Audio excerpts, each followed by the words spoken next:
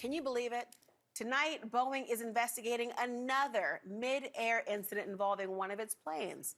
This time, a 787-9 Dreamliner. At least 50 people on board a Latam Airlines flight were injured today when the plane experienced, a sudden jolt mid-air while flying from Sydney, Australia to Auckland, New Zealand. Here's a passenger describing the terrifying experience at CNN's Aaron Burnett earlier tonight.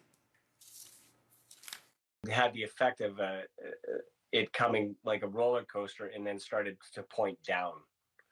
And that's when I opened my eyes and there was various individuals at the top of the plane just stuck to the roof, and then they fell to the floor.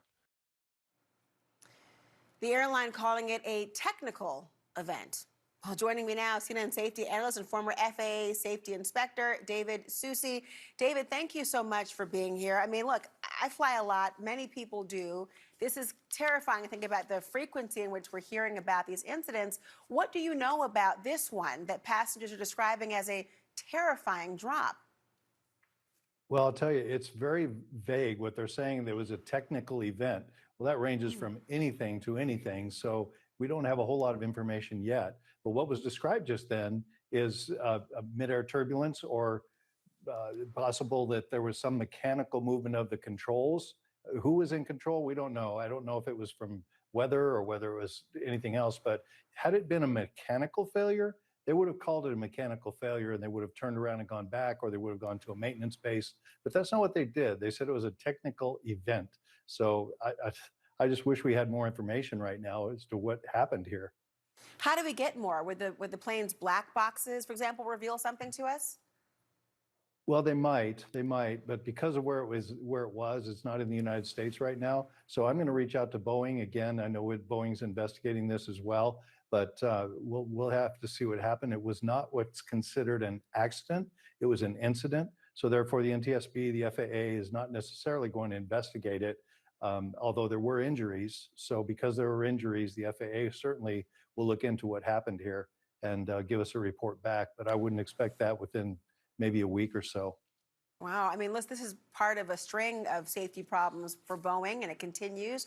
Learning tonight that a United Airlines San Francisco-bound flight was rerouted from Sydney for an emergency landing due to what they're calling a maintenance issue.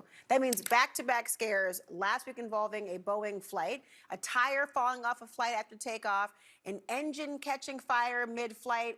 What is happening at Boeing? Well, it's really hard to tell right now, but one of the things that we need to consider when we talk about Boeing as what these incidents are is the fact that there's twice as many Boeing airplanes in the air as there are Airbuses in the air. So if you think about all of the events that go together, if you don't take them individually and start understanding, whether it was actually caused by an engineering issue at Boeing, or was it caused by a human failure, was it caused by an airline? As we look at this and focus on this, and in investigation, we get this, conclusion bias when we start thinking about, well, it was a Boeing airplane, so therefore it had to do with Boeing manufacturing. But I caution against that, because right now there's nothing that says that engineering is failing at Boeing or that something's happening. These aircraft that we're talking about here have been flying for years and years. So the fact that we're focusing on it right now, we have to bear in mind that the chance that you're on a flight is 2 to 1, that it's on Boeing versus Airbus. So each of these incidents are going to look different. I'm not saying there's not something going on at Boeing, because there certainly is, and there's things that need to be done with their safety culture.